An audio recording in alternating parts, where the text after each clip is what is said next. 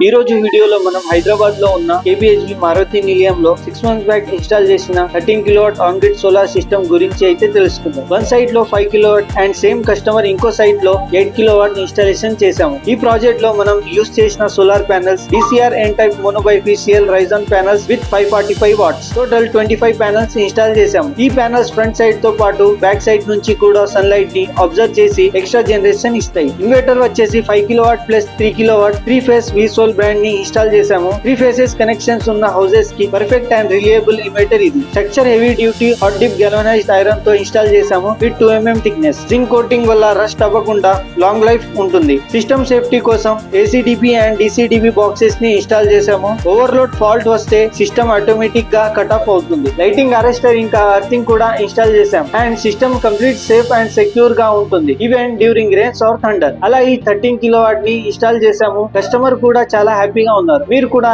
ఇలా quality solar system installation చేయించుకోవాలంటే screen పైన ఉన్న మన నంబర్ ని కాంటాక్ట్ అవ్వండి.